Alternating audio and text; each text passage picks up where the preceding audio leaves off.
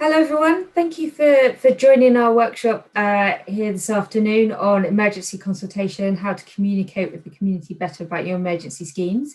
My name's Fran, I'm the campaigns coordinator at London Cycling Campaign, and I'm going to kick off the session today.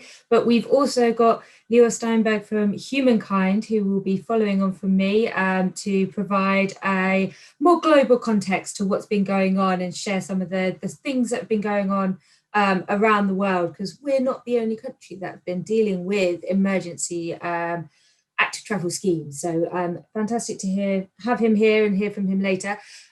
Once we've both done, we've got some short presentations and then we'll open it up to Q&A. So if you have any questions for us, do stick them in the chat box.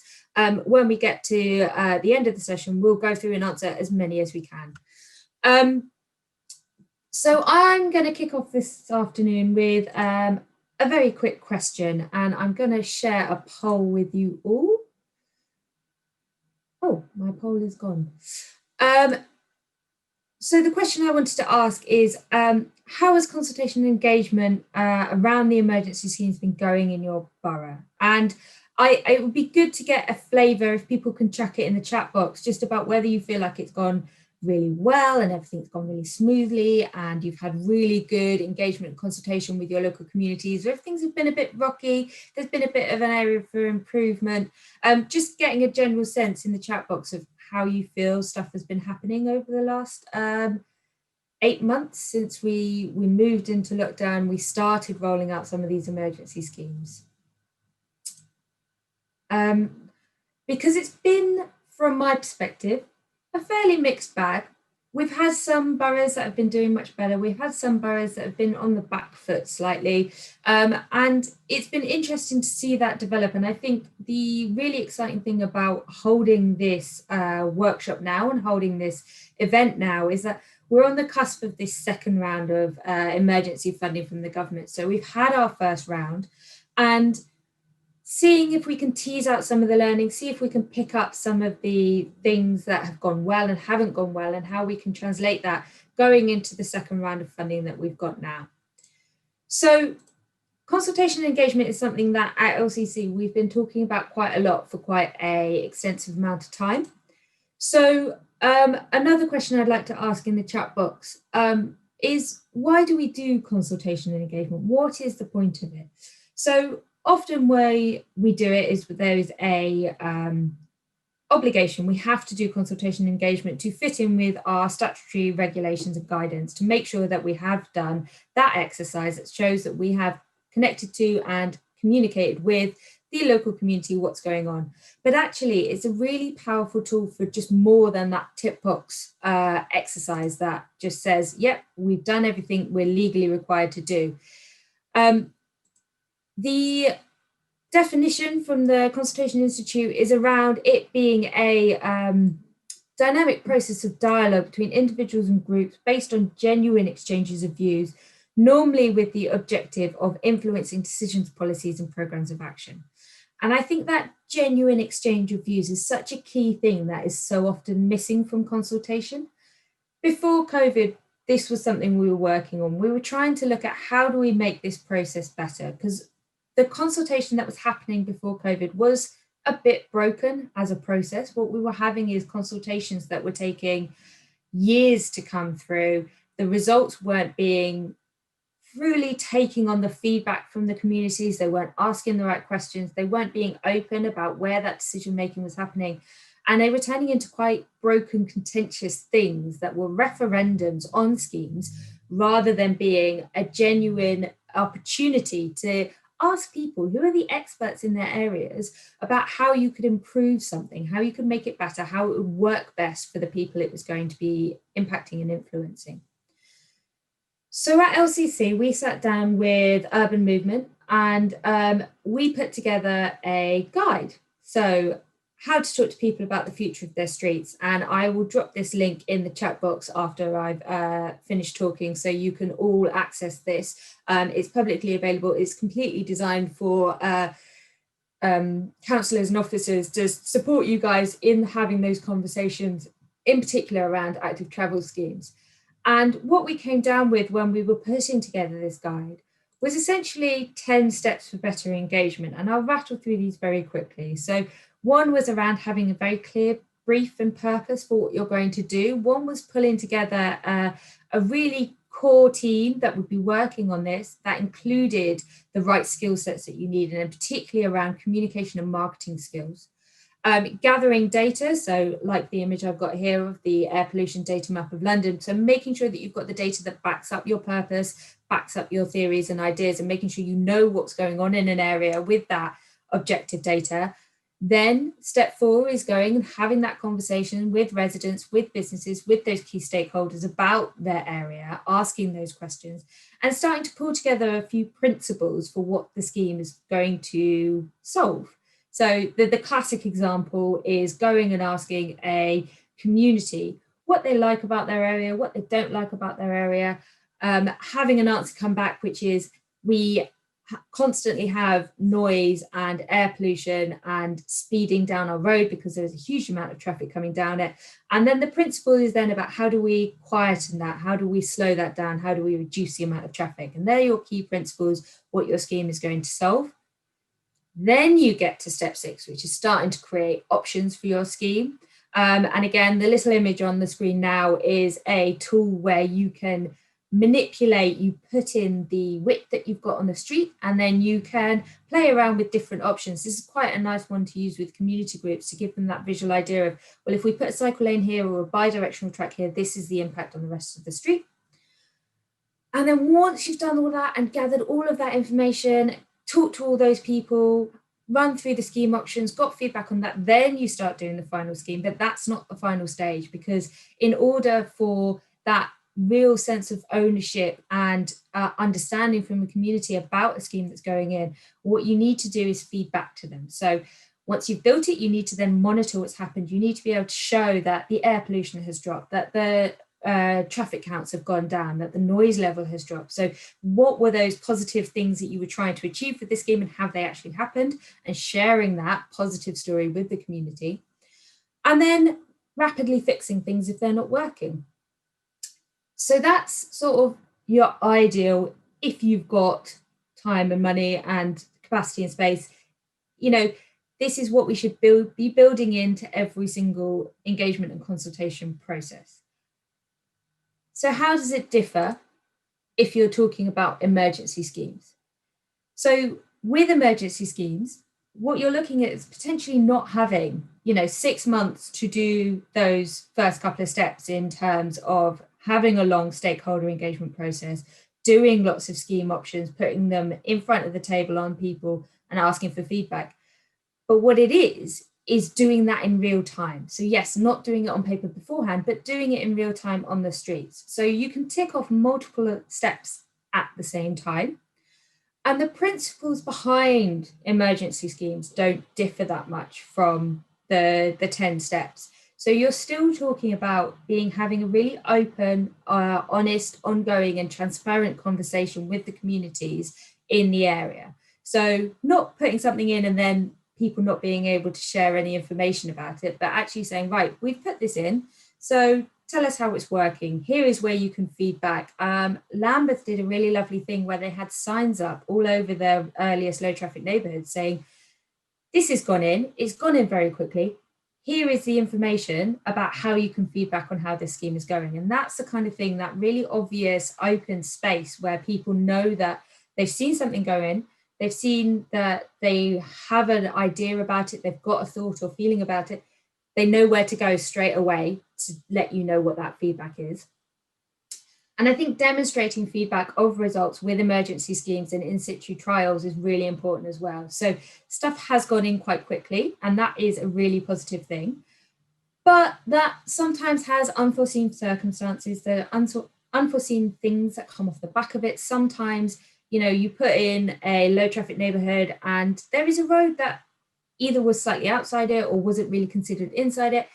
And, you've got diverting traffic going down it. If that's the feedback that you're getting back and saying, wow, my road's much, much busier now because the LTN didn't cover that, being able to go in and rapidly tweak, change, alter in situ trials is really, really important, really shows that that feedback is being taken on board and should end up with a much better scheme by the end of it as well.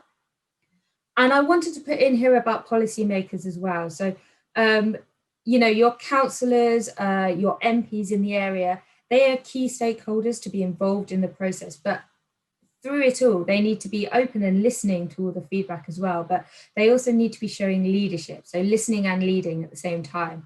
So yes, I hear that there is I hear your feedback that you're giving me, but reminding people again and reflecting back again, the reason why we're doing this. We're doing this because there is a air pollution crisis, because there is a climate emergency, because we're trying to support people who don't have cars in London at the moment, who still need to have travel options. So listening to feedback, taking it on board and being honest with people, but also showing some leadership. So not just reflecting everything back at officers, not just reflecting everything back at other decision makers, but taking a lead to say, this is a positive thing and this is where we should be heading to.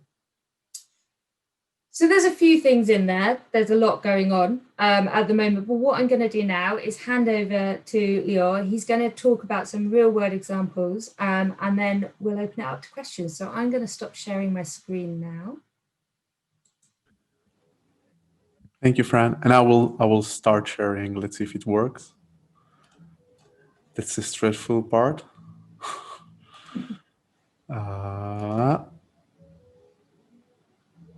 Does it work? Do you see the screen?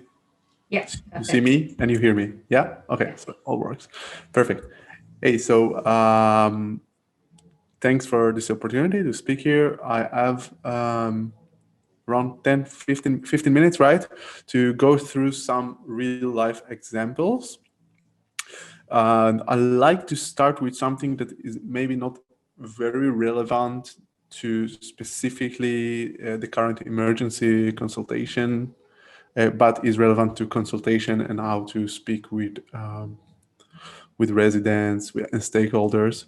So I always like to bring this example from Groningen, and Groningen is where I came for the first time to the Netherlands. I came from Tel Aviv, Israel, where I'm not used to such an amazing bicycle infrastructure.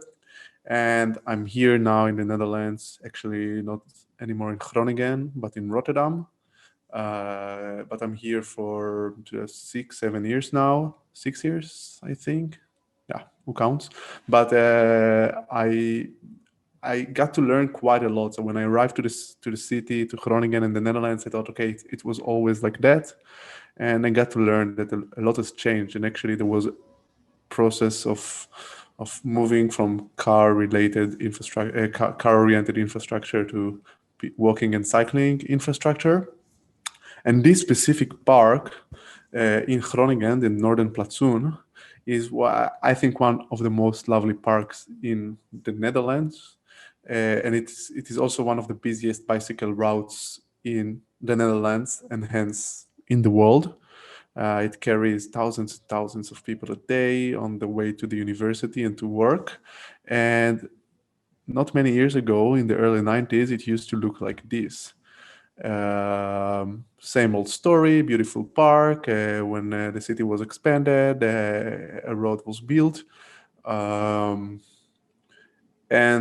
Groningen, that already went through an amazing circulation plan, closing off the city center for car access, asked itself, shall we change this road back to a park? So instead of having a park divided by the middle by a road, shall we do it? And they asked, they did something which I find very stupid, but they did the best form of consultation, or let's say the most direct form of consultation, referendum. Now, I'm not going to make jokes about referendum with my with you in the UK, but the result might sound very familiar to you, because the results were 51% to close off the road and turn it to a park, and 49% to keep it a road. And so close, and so many people, almost half, wanted to keep this park a road. And now if you will ask people the same question, do you want to close off this amazing park and turn it into a road? I think that 99% will want to keep it a park. There will always be a 1% that will maybe want to cancel the park and make it a road. So I think that the reason is that we have lack of imagination. Most people are not busy in rethinking how the street can look like, and when they are hearing urban change is coming, they mostly think about, and it's fine. I mean, most people are thinking quite about themselves and the family that would come to visit them. It's very difficult to think about all the advantages, and it's very easy to think about how my current regular life is going to get worse. We're afraid of change, and it is very difficult to convince people while speaking with them that we know what we're doing and don't worry. And this has a lot to do with our imagination, with our trust to the government, and with many years of planners and architects, just like me and my colleagues, telling people, don't worry, we know what we are doing, and most of the times doing things that look like this. So I'm not surprised that this is the trust in the profession, but this is the reality, and we are divided between our beliefs. And that's why we at Humankind, we are doing something that we call, or at least we try to look in an agile way to our urban projects, which means we have sort of a vision and our strategy to get to this vision. So we all want, at least we want greener, nicer, more places to cycle, to walk. And we are trying to do those small interventions leading to that way. And after we are designing and implementing our intervention, we try to learn to get the feedback. And that's why we're doing a lot of tactical urbanism. And we've been doing it for several years, and now, the virus came, and it was for us a great opportunity to say, okay, let's use it in order to change our streets. And in the Netherlands, the lockdown wasn't as bad as in the UK, it wasn't as strict, I would say. But in the media, especially back in April, May, people started to realize that they are not going anywhere that summer. So the nice vacations in Spain and Italy were canceled, and we thought, okay, let's use it to suggest to turn our streets into vacation places. So if we cannot go to Spain, and we cannot enjoy the beautiful weather in the south, at least let's turn our streets into nice places. And we published these pictures of Vakantiestraat, Vacation Street. We got some media attention. The municipality of Rotterdam told us, do it, gave us some budget and approvals to go for it. And we were very optimistic. We got 140 streets in the Netherlands reaching out, asking to do that. And I can continue, and I will also show you great success stories, but I think we are here to talk about consultation and also the hard points. Then the reality, basically we hit reality and realized that you cannot just close off a street and turn it into a vacation street just like that. So from that image, we did get some nice streets, and I will show you more pictures, and some streets were closed. But this beautiful image of beautiful Dutch kids playing in the street might be very nice and romantic, but the discussion in the street were terrible. We at one point thought that we should just cancel this project and just keep it as a nice graphic online, because the discussion between the ones who wanted to turn it off for cars and turn it into a vacation street and the ones who didn't want anything to do with children noise and games outside the house, and especially getting rid of their cars, was terrible. And it was even, I would say, violent. Not of course not physical, but a lot of emotions came out there. And this is where we realized that we need to reframe those discussions. For the vacation streets, I don't have a result. I will show you one. I don't know. I still have 7 minutes. So I will show you another example from Tel Aviv where we could really reframe and pivot to a good direction. But with the vacation street, we mostly had to back off in some streets because it just didn't work out. And in the other street, we had to use the municipality basically saying it's going to happen because it's important. We are not going to ask for 100% approval. And this vacation street is only a few weeks thing that will try, it's just a trial. So it anyway, regardless of the results of the trial, it will go back to reality. To the original situation, and I think that's what really helped us with this specific street. So when we could promise all the residents that it goes back to the original state, it was much easier to do it. We also all agreed that regardless of the success, and this is a tip I got from Dublin City Hall, even if it's a great success, you need to revert it to the original state. It sounds counterproductive, but if you promise people that you're going to put it back to the original state, you have to do it, because later on they will not believe you. And with our parklet program that I might have time to speak about, neighbors already tell us, we know you are telling us that it's temporary, but we know that your plan is to make it permanent. So what we realized with the vacation street is that we need to do it, let it sink, enjoy the images and the great opportunities, and come back in few months to really discuss a permanent change where people already experience a different type of street. So this is, I don't have here empirical results, whether this will work out or not. We got great responses from most of the streets, and we had 5 streets running really well in the city, with those in Rotterdam city, with those vacation streets, and other cities also picked it up, not with my organization, but also picked it up, worked quite well. Maybe next year, hopefully we will already have a vaccine, but we are planning to continue with the vacation streets, especially in the southern part of the city, where literally there were some children that told us, not the children, but the parents, that told us that those vacation streets were the first vacations those children went ever to. So very poor parts of the city, and this is something that I think London and Rotterdam has a lot in common. A lot of poor community, and we need to rethink our public space and maybe stop talking about only traffic and parking and start talking about quality of life of people and justice. And actually, surprisingly, well, not surprisingly, just nice to mention, in the poorer area, let's say, in terms of income of people, there were much less anger and much less parking pressure. So it was much easier to close off streets for vacation. I will go to maybe the last example in Tel Aviv, and later on I can mention the parklets maybe in the discussion. In Tel Aviv, the city after COVID basically decided kind of top down that they're going to close off 11 streets for cars.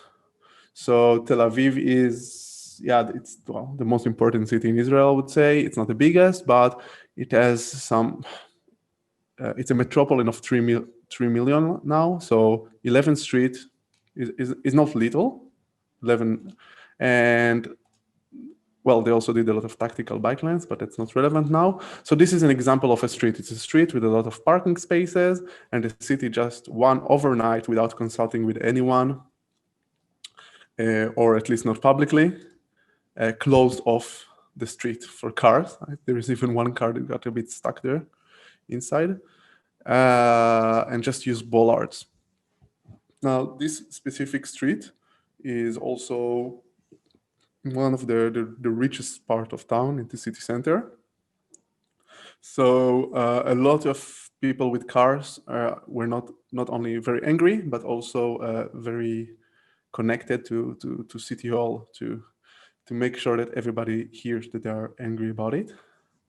And the city was, well, I have to admit that the City Hall itself was strong. They said that they are not going to back off, but we were contacted basically asking what can we do now in order to make it better, because now there is no trust between us and the city and the residents, and we cannot even discuss how to make it nicer.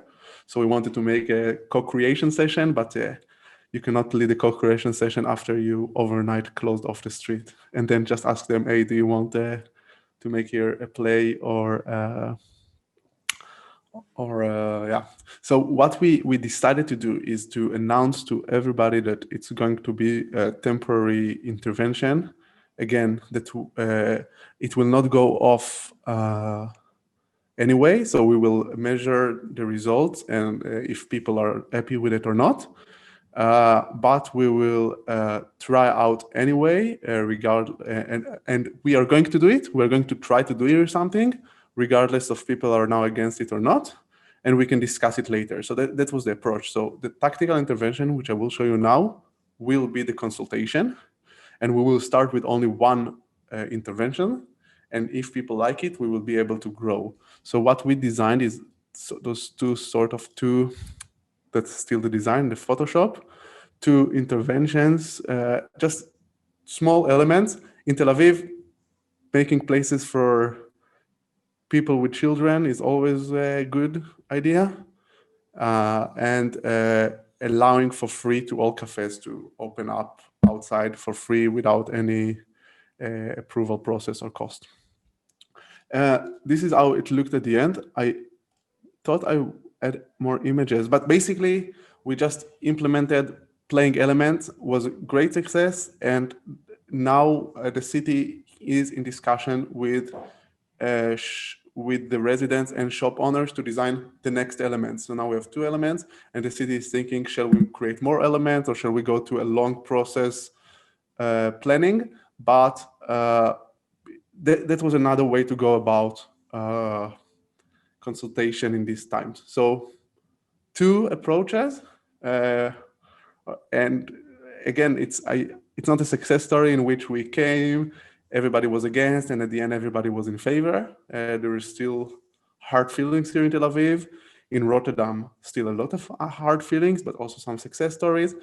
And lastly, and this is what we also do here in Tel Aviv, we measure the before and after. So now the after measurements are happening. I just saw a few minutes ago results coming from London that I don't know if that in 5 places in the city the low traffic scheme didn't cause a gridlock. So that's already so those numbers at the end, even if people are still against and feel, those numbers are so important. And that's what I always pushed in Tel Aviv to do, to measure the before and after, and that's what they do. So I'm really excited until the end of the year when the results will start popping up from all the cities. Also very important. So I will stop sharing. I was on time, right, Fran? Yeah, that was perfect. So if you've got any questions for us, do put them in the chat box, or I think you can raise your hand and just ask them to us. I will try and moderate, so I'll call on people. But just while I'm waiting for you guys to formulate what you'd like to ask us, I was going to say, I think there's a couple of really interesting points in your presentation. And like the thing that I think came up for me, which I probably didn't make explicit in my presentation, but was interesting from yours, is it's that transparency. So if you put something in and you say you're going to take it out, you take it out. If you put something in as a trial and you're looking to make it a permanent scheme after, be very clear about what those stages are and when they're going to happen. And I would say the other thing about trials is letting them bed in is quite an important thing. So it can be really hairy the first couple of weeks after something's gone in, but because you're using that trial as a consultation, you have to give it the time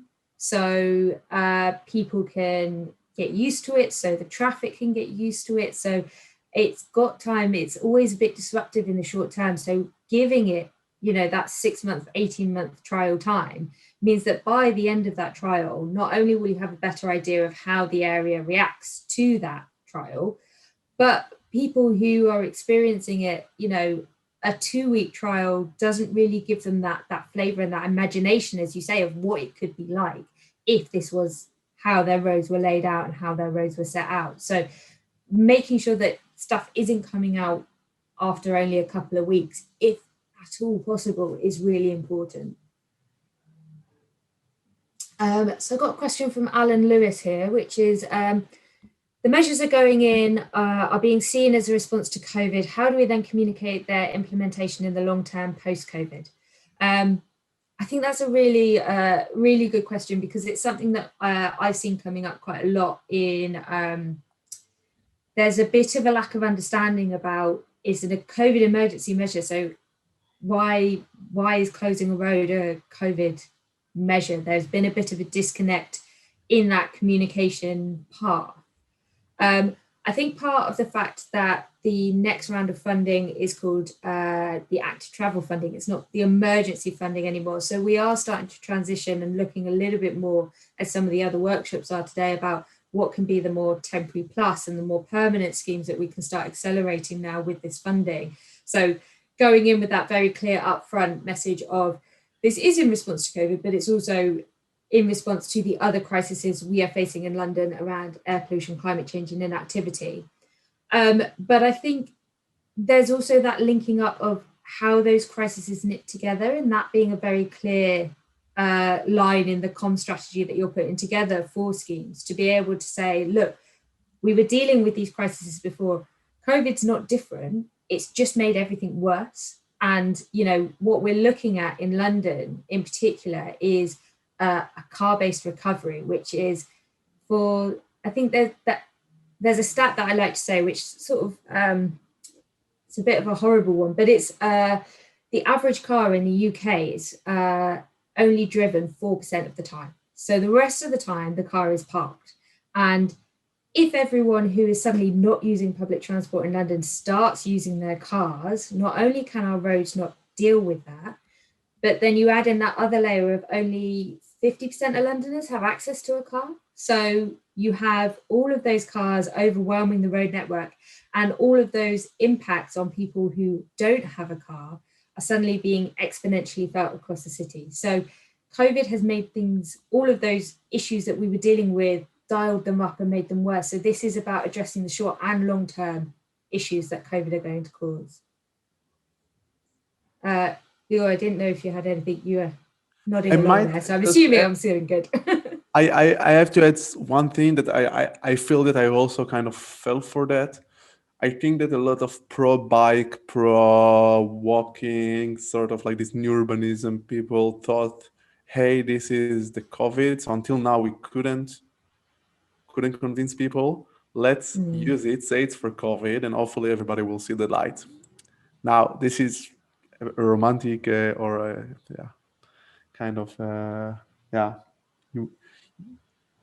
we hoped that's the reality. It might have worked in some places, but I don't think that this is I don't think that you need to go with this mindset to experiments and to participation processes.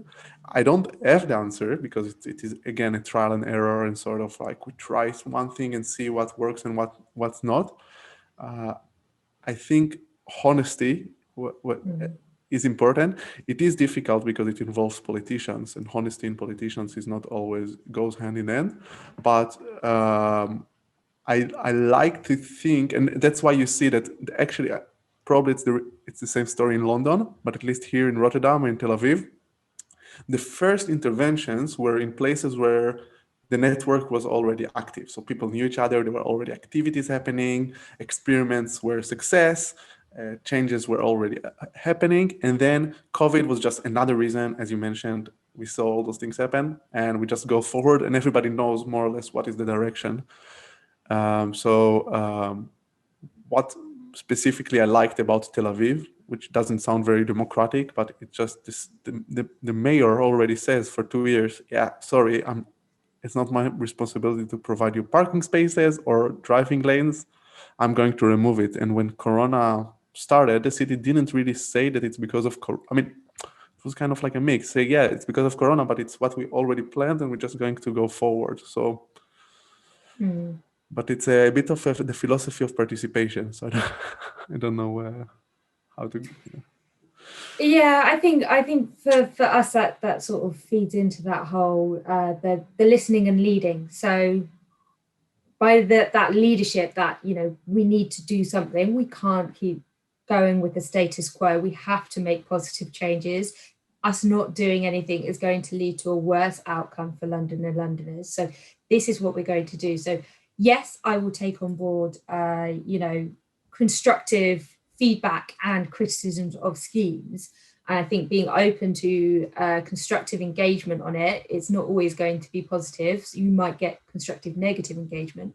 But being able to bring it back to why are we doing this, and this is the reason why we're doing it. So it's not a case of the person who shouts loudest is going to be listened to. It's a case of what is the best outcome for the future of London, and that's what we're going to be working towards. And I think that's the point about why do we do consultation and engagement? We do it because we've got a statutory requirement to do it, but we also do it because we want to produce the best scheme possible.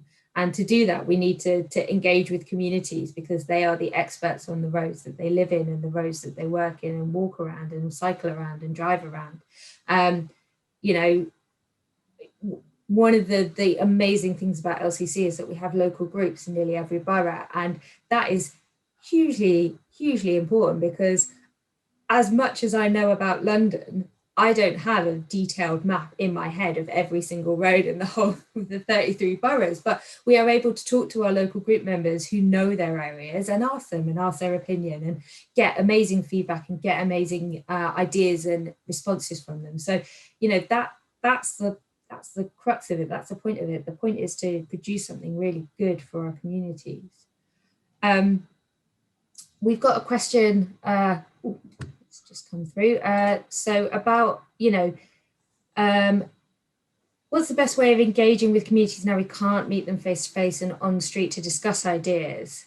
That's a really good question. I think there's lots of tools available at the moment. So Commonplace is a tool that's growing in popularity that allows people to drop pins on an online map to feed back in.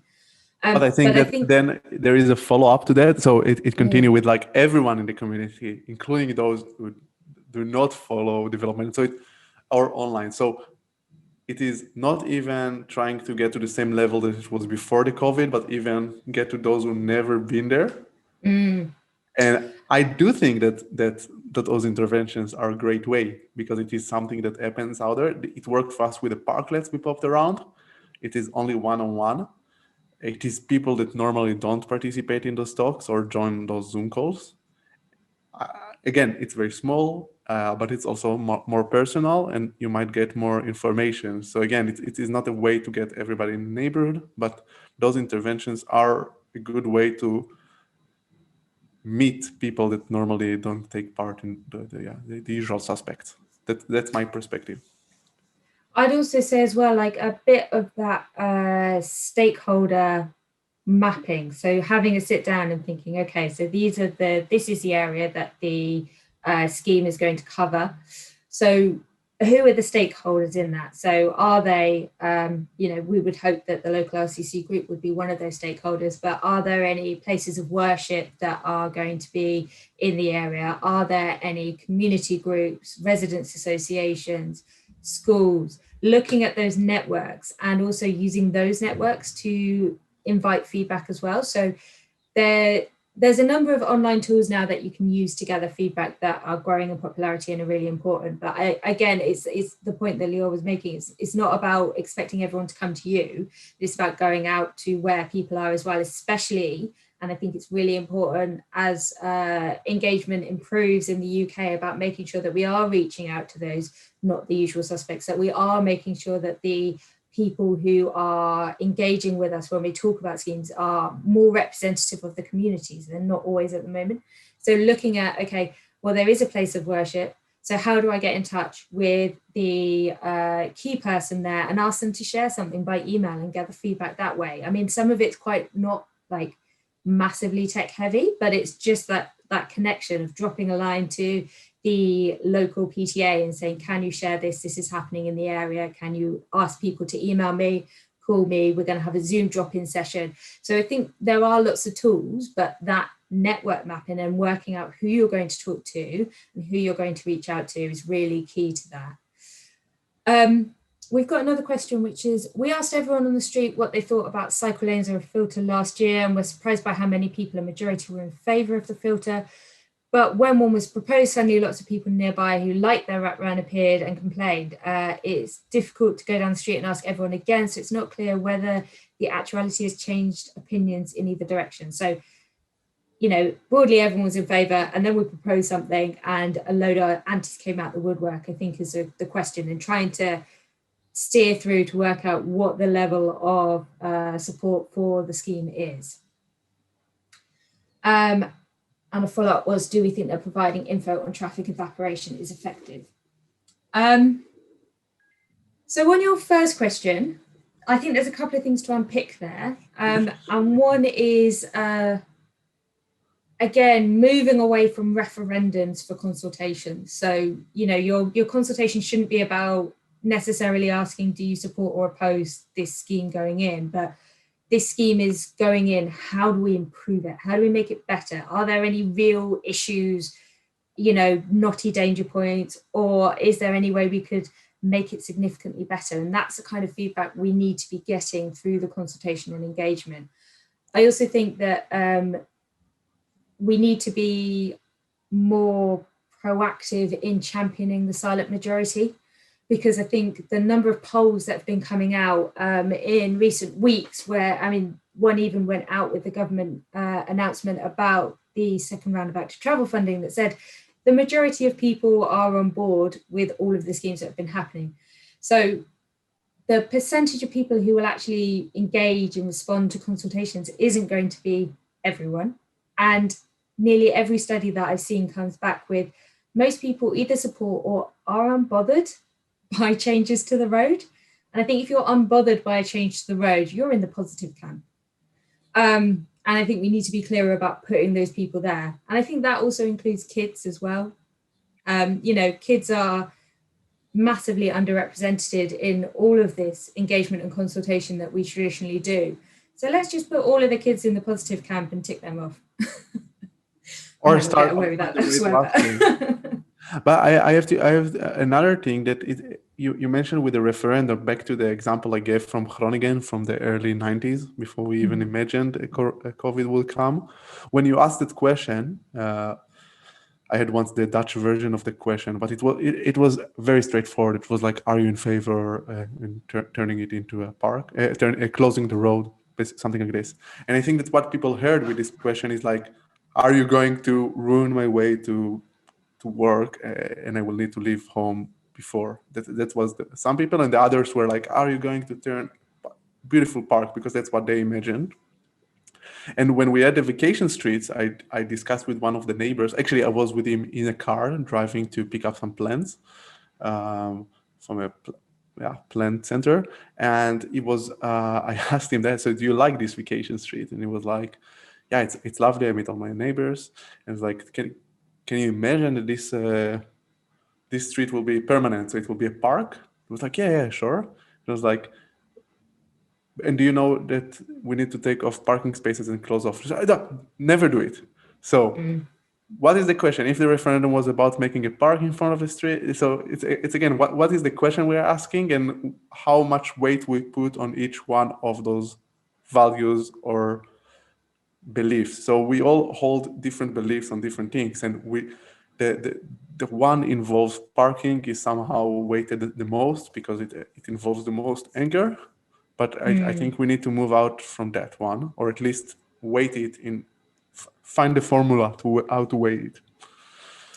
I think it's it's not a simple process, because as you say, you're dealing with people's emotions. And I think, it's in the UK, we've been told for, hundreds of years that the car is our freedom, actually not even hundreds of years, a couple of decades, but that advertising stream of your car is your freedom and you have a right to drive wherever you want has been instilled in a large number of people. And that's, it's not about demonizing drivers. And I think absolutely it's, anything that moves away from that is a positive thing, because, we've been in a country that has made driving as easy as possible with advertising that has, pulled on the heartstrings of so many people. And what we're trying to do with a lot of these schemes, with a lot of these projects, is recorrect that. And because it's damaged our societies, like the overuse of the car has, caused huge harm. And so we're trying to recorrect this course and, swinging it back round to your car is a tool and it should only be used when appropriate. And to enable people to know that their bike is a tool as well. So, if your cycling is the easiest way to get about, most people will start doing that. And it doesn't necessarily have to be a binary choice between one or the other. But what we're trying to do is reorganize the streets so that it's a really easy choice that people don't even think about doing. Of course, it's going to be easier to cycle to the shops than it is to drive to the shops. So I'm going to use my bike. So there is a lot of hearts and minds going on. So it's not always a straightforward and simple conversation. And I mean, there was a comment in the chat about traffic evaporation and how useful a tool that is when talking about these schemes. I think it's useful to have the data, but I don't find it's the most useful tool because it's something that people find very counterintuitive. And I think, as you rightly said, like it's quite difficult for people to get them to believe it. People don't believe in traffic evaporation, and they don't believe that by making cycling easier, people will choose to cycle, therefore they won't drive, therefore that is one less car journey on the road. There seems to be a bit of a block that doesn't seem to logically make sense to people. So I think it's very helpful to have, and particularly the monitoring that you were talking about in terms of measuring before and after, that actually the low traffic neighborhoods that have gone in Hackney, which is the data set that I think you're talking about, Lior, it didn't cause gridlock because a lot more people chose to cycle. That's easier to explain, to say, look, the traffic level hasn't gone up since putting this scheme in. So it's important to have that information, have that data, but I'm not sure traffic evaporation is the easiest concept for most people to get their head around. It is also depends. Look, so people are not stupid. So it's not that we have all so we before COVID, we experienced that shop owners were against a change, a removal of parking spaces and installation of a bike lane. And it's not because they are bad people or not smart or anti quality of air, but when they experienced it, the discussion was different. So I think in that discussion is about experiencing and then discussing, okay, how was it after 2 months? Was it fine or not? And then there are different discussions with people responsible for traffic flows all around the city. They don't care about that specific street corner, they just care about traffic jams and circulations. And they normally have models that we all know are not very well calibrated to human activity. And we need to have our models, and our models are actual trials showing that nothing changed. And in that discussions, we need Excels and nice visualizations. In another discussion on the street, we need the experience of shop owners, or maybe even an other type of data, which is the income. Now, it's very difficult with income nowadays, or with overturn, because of Corona. It's changing so much. But I think most, I do love and appreciate when shop owners that were against later on are in favor, and they just admit we didn't think about it and it worked out. And sometimes, by the way, they don't agree with it and they want it back. And then you just need to see the dynamics of the street. So we've got a couple of minutes left. I don't know if anyone had any last questions for us before we head back to the main room. If not, I've got, I guess, one or two positive notes that I hope we can end on. And I think it sort of comes back to some of this holding your nerve to get through it. And, when you're talking about trials and engagements, about having that clear vision of we're doing something positive and being able to communicate, this is what we should see. Monitoring everything so you get to the end of your trial period and you've been able to show where constructive feedback has been rapidly acted on. So you said this, so we did this. Where you've been able to show that air pollution has dropped because of this, gridlock, the roads around aren't gridlock, that more people are walking and cycling. So having that data to be able to share with people those positive stories. But I think also one of the things that we started seeing now with the low traffic neighborhoods that have gone in, with the emergency cycle lanes that have gone in, is those positive stories that aren't data driven but are still really lovely. So, you know, videos of people who were like, I wasn't 100% sure about the LTN going in, but now it's in. It's wonderful. I can sleep at night because there's no noise in the, you know, I don't have speeding cars going past. It's a lovely, lovely place. So sharing all that positivity, having that open, ongoing, transparent conversation, and, you know, making sure that you are listening and leading at the same time. And I would have one last thing to add. Do you know how we, like, when we buy something, if it's a terrible buy, we will always go on Amazon or on the web shop and we review it badly. But reviewing something nice that was nice, well, some of us do it, I don't. But if I get an email from the web shop asking me, hey, did you like it? Would you help us? I do go online many times and vote. And I think this is also something we need to do. We need to celebrate the success. Yeah. Especially if it was a success, nudge the people, the silent ones, the children, to document, because nobody calls the municipality telling them it was great what you did. They just call the municipality when they are angry.